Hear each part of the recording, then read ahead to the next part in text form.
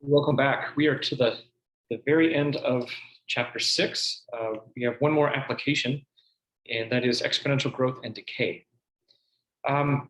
This actually is the Pert formula, A equals PE to the RT. It just looks a little different because we're using some different letters, but the model is the same. A of t is the amount that you have after t years. A naught is the initial amount that you start with. K is a rate of growth or decay. K will be positive if it's exponential growth. It will be negative if it is exponential decay. And when would we use this? Population growth. Now, this is not people population growth. People are a little bit more complicated. Population and bacterial growth, that is when it is in a very controlled environment, constant temperature, a solid food source, the whole thing. Then they can grow, things like that. Compound interest, if it's continuous interest. We did that in the previous video, so we're not going to have any of those for this one. And then radioactive decay is going to be where it is things are falling apart. And a half-life for radioactive decay is the amount of time until half the substance has decayed. So for example, if I start with 100 grams of a substance, after its half-life, maybe it's 25 years, then I will have exactly half that, meaning 50 grams. And then another set of time for the half-life goes through, and then I have half that, half, and so on. This can be used to find K, which we'll talk, that's the K in the formula there. So let's jump into it. Example 1. We're going to start with half-life. This is radioactive decay. If half-life is this, now in real life, we use a Greek letter lambda for that, for half-life. Then how much will be left after 1,000 years? So first we have to find K first. And we're going to start with 3 grams. That means after its half-life, we will have 1.5 grams. This is e to the K 8800 K. And our goal is to get K by itself. And I'm going to divide the 3 out first. And this reduces actually to 1/2.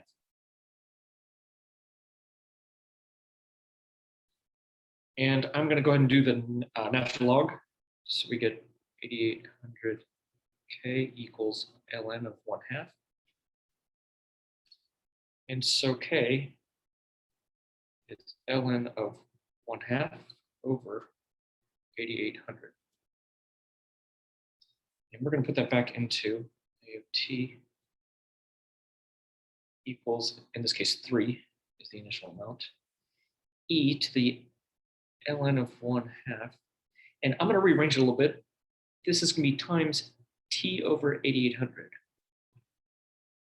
And if you remember in a lesson we did, when we have e to the ln, these cancel, and I'm just left with the 1/2. So this model that we're looking at here, A of t, is going to be 3 times 1/2 raised to the t over 8800. And so they want to know, overall, what is A of 1,000? That's going to be 3 times 1/2 1,000 over 8800. So let's do that. Let's see what we get.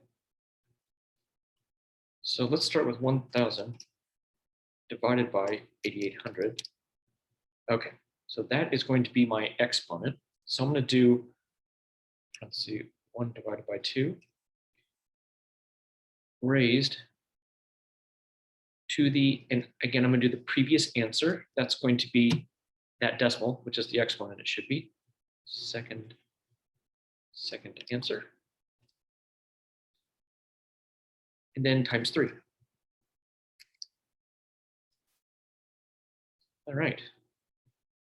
So that means that how much will be left after 1,000 years? Well, we started with 3. It seems to make sense that it's, because it's decaying, it's going to be less. 2.77 grams. So now, remember, it's 8,800 years for it to get to half that. So it didn't decay very much because it was only 1,000 years, is how we can interpret that. All right. Example 2. We have 2 parts. So we have a colony of bacteria, increases according to the law of uninhibited growth. That means, again, constant temperature with a solid food source and not solid, like a continuous food source. All right, so let's, first they want us to come up with a function. So that's what we did up here. So we know it doubles in 5 hours. So that means if I have 2a naught equals a naught e to the 5k power. And what you'll notice is that the a naught drops out.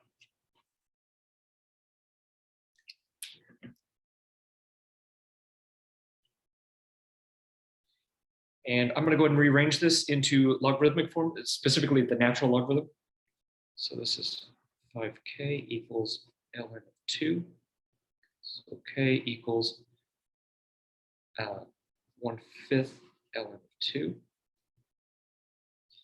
And putting that back into our original formula, we have a of t equals a naught e to the ln of 2 times, and I'm rearranging a little bit, t over 5 power. And once again, these are going to drop out, and it's just going to become 2. So a of t equals a naught e to the, 2 to the t over 5 power. Awesome. So here is our model. Interest. Part B. If there are 10,000 cells initially, how long will it take for there to be 25,000? So we want to know how long until there's 25,000. So a of t is here. A naught is here's what we're starting with. This is e, not e, 2 to the t over 5 power. And view that like as a big multiplication symbol. All right, so we want to dig t up. We're going to have to use a logarithm again. So we're going to divide both sides by 10,000.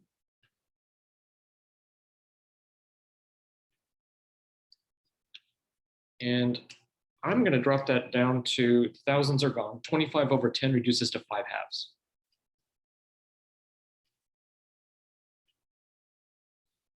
And I'm going to apply the logarithm. I'm going to use the natural log. You could use the common log. Doesn't matter in this case.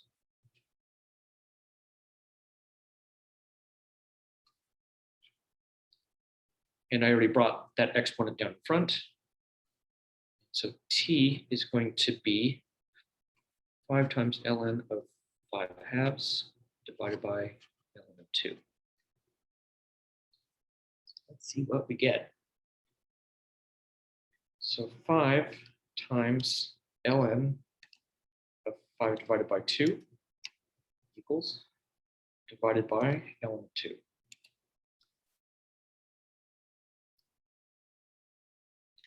So I'm getting, it'll take about 6.060961 hours.